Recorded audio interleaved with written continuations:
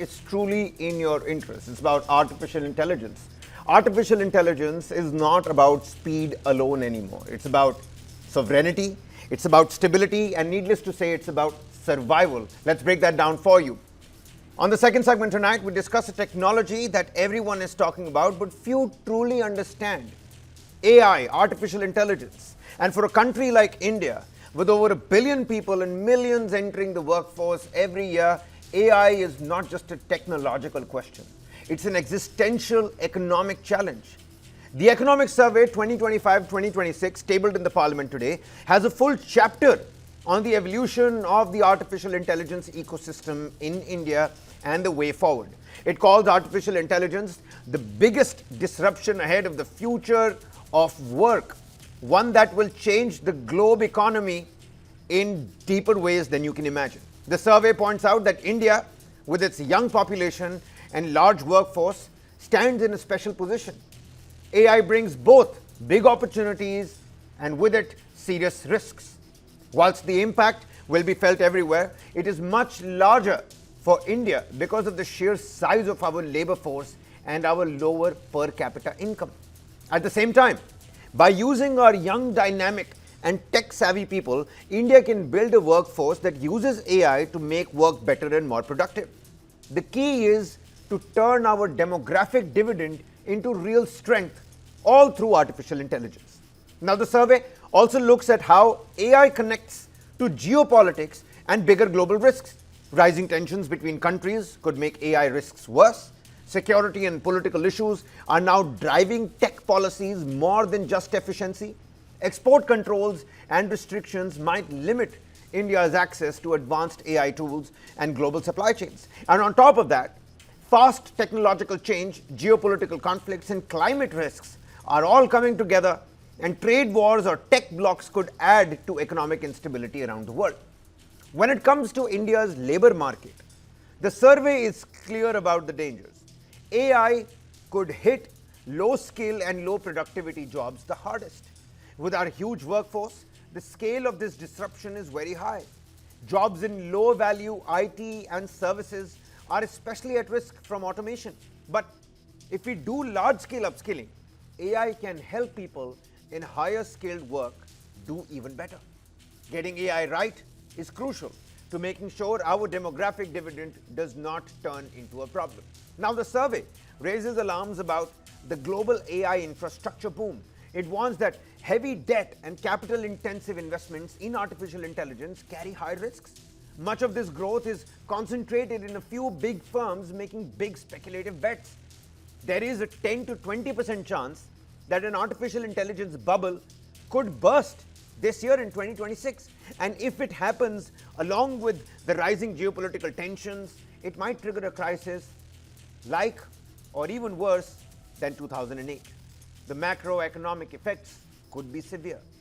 Instead of chasing that path, the survey suggests a different way for India, a bottom-up, application-led approach to AI.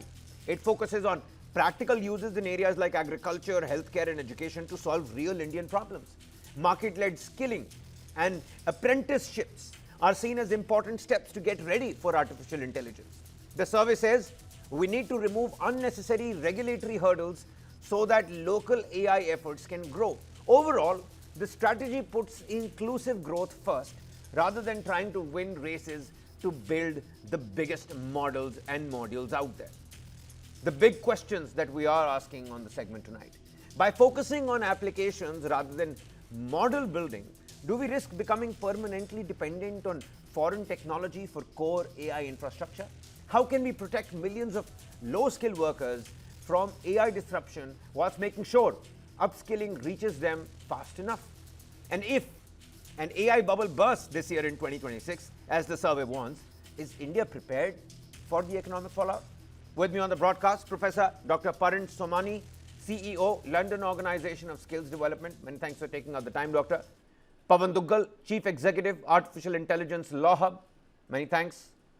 Febin John James, founder AI Both, with us on the broadcast as well. I'm going to quickly go across to Dr. Somani. Dr. Somani, help the viewers understand this first and foremost. The economic survey clearly warns of an AI bubble that could be worse than 2008. It could burst this year in 2026. From a cyber and an infrastructure and industry lens, what makes AI different from the previous tech booms that we've seen in terms of systemic risk, and where does India lie in that equation? First of all, namaste to all of you. I just wanted to say the economic survey recommendation for the phrase AI adoption strategy should not be misunderstood as a reluctant or as a fear. We should take it as a challenge. In fact, it reflects strategy, maturity, and it shows that the India is thinking not just about today's headline but about tomorrow's consequences. So India has always believed that the true progress is not measured by speed alone but by sustainability, inclusivity, and the long-term national interest. Let me first address the concern that phrased AI strategy could put India out of the global era of AI race. The global AI race today is largely being defined by who can invest the most capital, who can develop the largest computing power, and who can scale the fastest. So, however, the history teaches us the race driven purely by the speed often come at the highest cost approaches in a financially, socially, and the ethical way. The India's approach recognizes that leadership in AI is not about running blindly, but about running Yeah. wisely. I mean, could you blame them, Professor? Because, I mean, it is the initial stages, and funding and capital is what they need at this point in time. Pawan Duggal, Chief Executive, Artificial Intelligence Law Hub. Good evening to you, sir. India's IT backbone, questions that have been raised on that as well. It runs on global cloud infrastructure and all foreign AI infrastructure, AI platforms. In a worst case AI crash, where does India stand in the face of geopolitical escalations? How exposed is India's digital economy? We've run through the entire points in our introduction as well. Where does India find itself in that equation? Well, I think India needs to have a more holistic approach. It's begun well by understanding and highlighting the need for this be preparedness for this AI bubble to be burst. India is not alone. A large number of tech giants, including Sam Altman and Elon Musk, have already identified the overheating of the space. And once this overheating could lead to some bizarre economic results. But having said that, let's remember one thing. Artificial intelligence is a different ballgame altogether. So connecting it to 2008 economic crisis may not necessarily be the correct approach. Why? Because AI has come to invade and be an integral part of everybody's life. Yeah. People have started using AI. So the use cases of AI, leave aside anything, in internet search, in almost every activity of human endeavor, Yeah. is well documented. That being so, I do not expect an immediate collapse. Yes, there might be some setbacks, but the important issue is while we are looking at cyber resilience and looking at a resilient mindset, we also need to be prepared to say, hold on, we are looking for this new kind of a meltdown scenario. What about happens if the meltdown does not happen? What happens if AI continues to grow with quantum leaps and bounds? In such a scenario, we need to even focus on what should be the Indian approach. So the current Indian approach of trying to develop its own large language model is more necessitated out of the need for protecting Indian sovereign interests rather Yeah. than an Yeah. economic Yeah. need per se. But clearly, when India is now being made a potential target of digital colonialism, where Indians have begun to start rusting their cognitive thought processes and they have begun to start taking AI for granted, I think the time has come where the government needs to work in the So what direction happens of next, trying to Mr. Dugal? protect. You're absolutely right. I mean, and that's exactly what I was thinking about as well. The concerns that have been mentioned in this economic survey, of course, there is the aspect of sovereignty and stability, but what about the labor sector? India's IT sector, it thrives on the low cost, the scalable, work that the cheap labor does. Exactly what artificial intelligence automates, and with that kind of speed, and it does so well. What happens then? Is this an existential moment for that cheap IT labor that we're so good at? What's the next pivot for us? Very, very clearly, we are at a very important cusp. And the cusp is very clear. All these cheap labor jobs may be obliterated by AI very, very quickly. We need to be prepared for that. And therefore, we need to come up with a new mindset, a new economic approach. This economic survey is just giving us a torch, a light into the way of darkness. But clearly, we have to walk the walk per se. We do not All and right. cannot rest on our laurels and say, look, we will do this low-hanging, low-paying jobs. Why? Because AI is going to take all of that.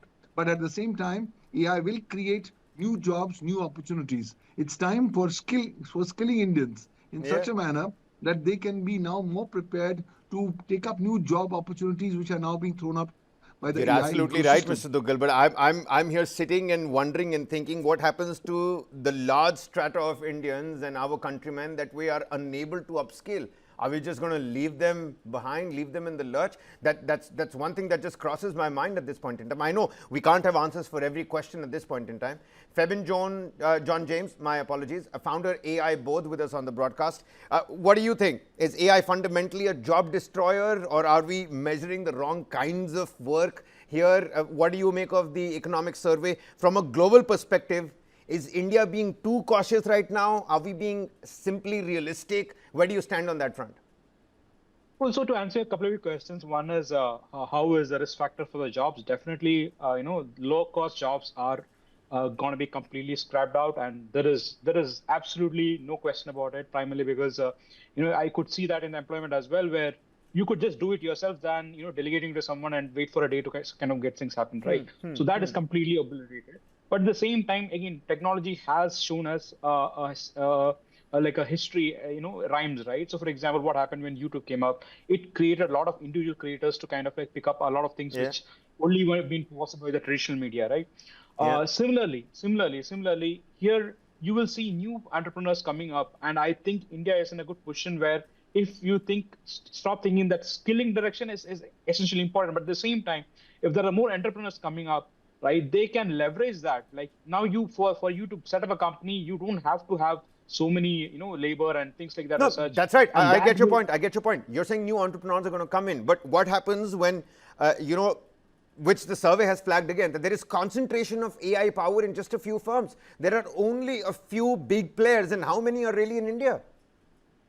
See, that doesn't I would say why that doesn't matter right now, primarily because of open source AI. So if tomorrow AI crashes, I mean, I that is very unlikely possibility, but say in case that OpenAI or Anthropic goes away, we have a lot of open source models like Gemma. I mean, if you go through Hugging Face models, there's a lot of open source set of models which you can actually run on your laptop.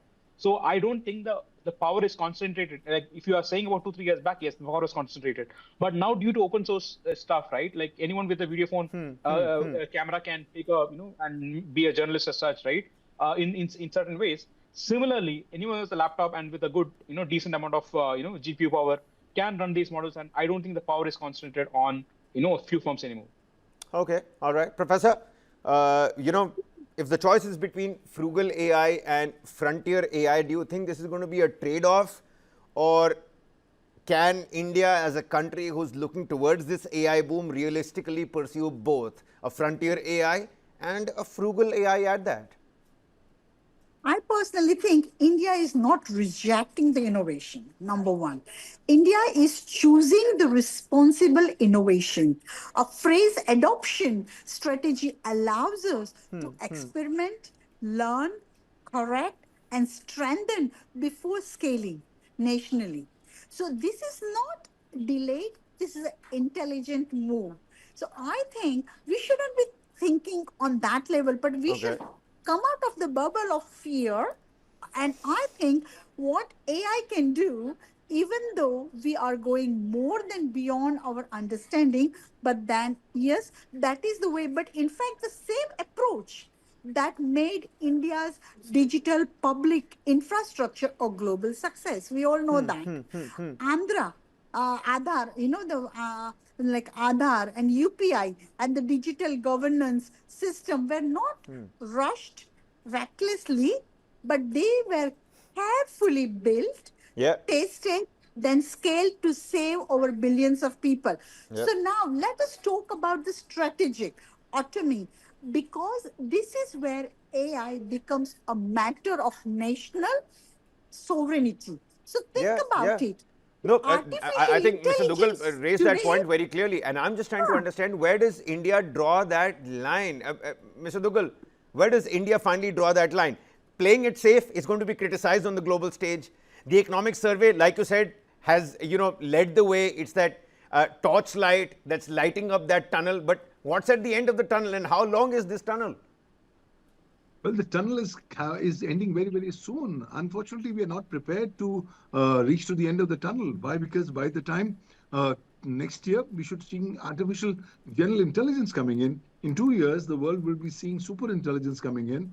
India is not prepared at all. I think it's time that we will have to prepare the Indian ecosystem. The legal frameworks are not at all in place. Do we India have the does not have wherewithal a to dedicated. prepare our ecosystem, Mr. Dugal? Yes, we'll have to do everything, and everybody has to contribute in preparing this ecosystem to be more resilient, more AI resilient. Why? Because AI is now the only tiger that we are running, that we are riding, and this tiger is continuously running. Unfortunately, we do not have the ability to get off the tiger. We have, therefore, India as a nation will have to go ahead and calibrate its Okay. strategies on how to maneuver this AI tiger while it continues Yeah. to run the entire space. So I think a lot of work All needs to right. be done. Everybody needs to contribute. But, No, but certainly a lot of work remember, that needs to be done. Yeah, yeah, Professor, I'm going to come back to you. Let me bring in Febin yeah, here. Febin, sure. for the longest time, India has been looked at as a market. Even for that YouTube example and analogy that you were giving, India is a market. How many UK-based and Scotland-based YouTube creators are specifically targeting Indian markets? The videos are being dubbed in Hindi so that they can be consumed more. I'm just worried, does India risk of becoming another AI consumer than an AI creator? Is that a possible concern to look at? That is definitely a like I think we are already in that, right? For example, presently the popular names which a lot of Indians use is ChatGPT or Claude. Yeah, yeah, We don't yeah. have a native this thing an AI general intelligence yet. So coming to your point is that we are at that risk. And one more thing, frankly, which I've seen is that Indian firms don't have that courage to kind of invest that those millions of dollars which other people are investing in R&D, and that is also another major concern as such. But at the same time, I just finish it with one point is that there is something which is there in the frugal part of AI, which a lot of global firms are not overlooking. I mean, they are overlooking in the sense that there are these small models which is very specific to Indian agricultural outcomes or healthcare and education. There is something there which India can still innovate with very less amount of money as such. And I think that could be something like a UPI which Okay. showcase the other nations. We Yeah, might yeah. also as well show, but it will take some time. All right.